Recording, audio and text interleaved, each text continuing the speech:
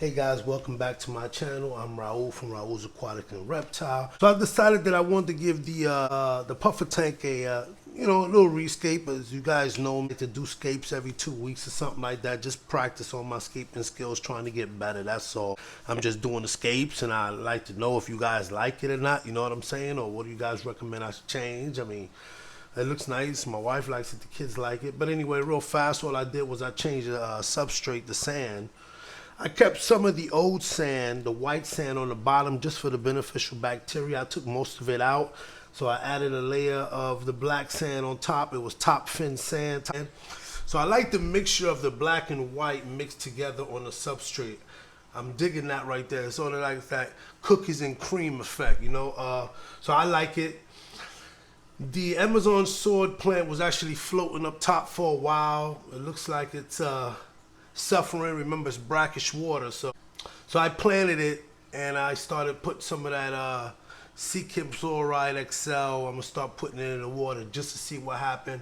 Majority of people do say that live plants suffer in the brackish water, so I just took a risk on putting it in there. I was thinking about putting a merino moss ball in there just to help out with the filtration, since I can't have any plants in there, and this one here is struggling, so I figured I'd add a merino moth ball to it.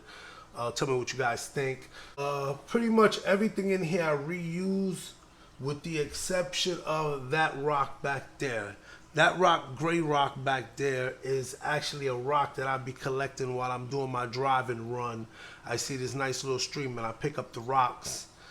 Now what I do with the rocks is I actually soak them in 50% bleach and 50% water for like a day or two. I let them sit in that water, and then what I do is I get a toothbrush and I scrub any debris off of the rocks, and then for another couple of more days I just soak them in regular water before I actually put them inside the tank, you know. So I got a couple more rocks and some more driftwood that I still have on reserve. So I didn't know if I wanted to add more stuff to the scape, or does it look okay the way it is. Getting a little bit more clearer from last night because it was all because of the substrate was all over the place, and it made the tank cloudy. So Aqua Clear 50, and it has the Chemi Pure Blue in it. And so I'm waiting to, it usually takes a day or two before it really gets crystal clear. So I'm just being patient with it. The glass is a little bit dirty because of course, the water change and everything. So I'm going to use the glass cleaner to clean it. So yeah, got the heater there. I'm sorry. The heater's right there. There you go. Usually keep the temperature between 82, 84, nothing less than 80. Green spotted puffers, which they're hiding down that driftwood. That's their new spot now.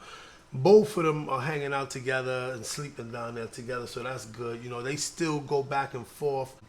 Frito, which was the second one that I put in there, because I first had Cheeto first, then I put Frito in there. So Frito's more the dominant one, snatches up the food when I toss it in there, but the other one does eat because I always put a couple extra in there. I was saying they're brackish water fish, so I have to add, I use this measuring cup here, and I also use the Instant Ocean. You guys know that when I first got the green spotted puffers, the lady at the store didn't tell me anything, sold them to me as fresh water.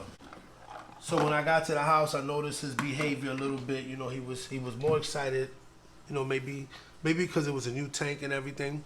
So the next day I went and ran down there and I got him a second one. So what I did, I started looking on YouTube, and I went back to the lady and I said, listen, this is brackish water fish. She says, yeah, what you're gonna need is this, aquarium salt. So I come back to the house, boom.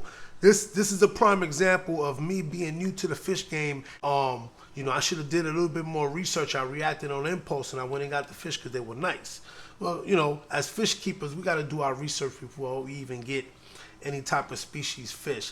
That's the one thing that I'm learning now, is that actually do some research on your fish before you get the fish, so you know the different water parameters.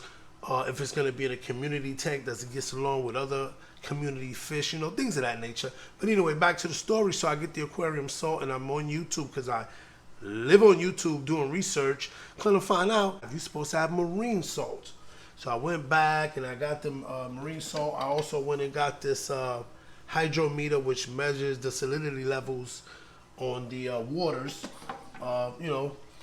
If you guys want me to do a little bit video of the salinity of the water, I can do another video. I'm not going to get into detail about that right now. I just recommend everybody do their research, because there's a certain type of mixture of the marine salt that you have to put in a 5-gallon bucket, and depending on what size tank you have. I do it now just off of the head, because I've been doing it for so long, and I know that these fish can acclimate to any different type of salinity levels, because it can go up, it can go down, because of the nature of where they actually live. They live in streams, rivers, bodies of water that lead out into the main ocean. So you know, you got the salt water that's in the regular ocean, then you have regular water, and then you have the mixture of the water between the regular water and the salt water. And when they come together, that's what you call brackish water. So anyway, enough about that. I just want to show off the tank, show you guys how it's looking. Let me know what you think. Pre-sponge filter I have on the intake of the water, the intake tube, pre-filter. I got that off of Amazon. I think it was like 4 for like $6. I'm sure there's others on the market. Like Aquarium Co-op sells the pre-sponge filters that are pretty nice. I may invest in that in the future. Of course, I got the regular sponge filter. You can put an air stone inside the sponge filter.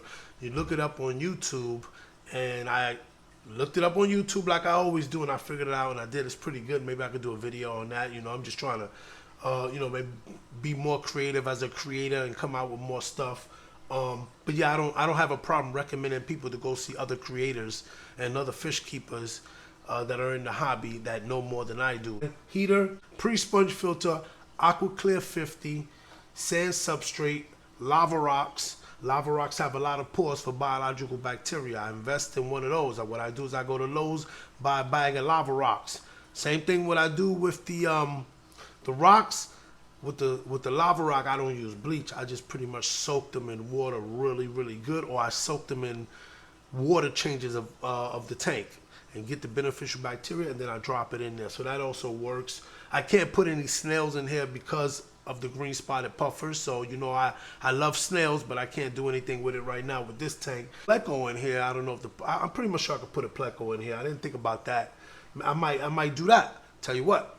That's my assignment that I'm going to give to myself, to go look on YouTube to see if I can put some plecos inside the green spotted puffer tank to make sure they get along, because that'd be good, and the pleco can help me clean the algae and the tank and everything, since I don't have any snails. Comment down below if you guys got any ideas. But anyway, this is the 29-gallon brackish water puffer tank with Cheeto and Frito, my green spotted puffers. I'm sorry that they're not active right now while I'm doing the filming, but they're still young and they're still getting used to me. So when I'm in front of the tank for a long time, they get scared. Now, when I walk by the tank, they'll swim up because they'll think it's time to eat. But they're not comfortable with me as far as me sticking my hand in the tank and everything. Not just yet. They're still small.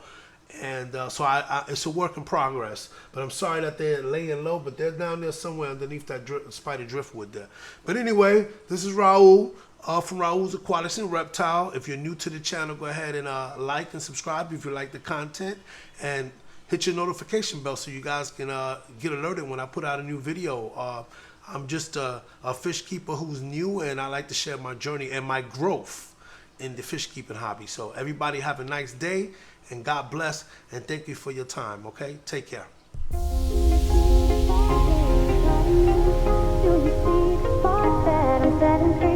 Does the beat take you over? You just can't breathe. Do you feel your bones start to shake? Do you feel the earthquake? Do you feel your bones start to shake? Do you feel the earthquake? Do you feel your bones start to shake? Do you feel the earthquake?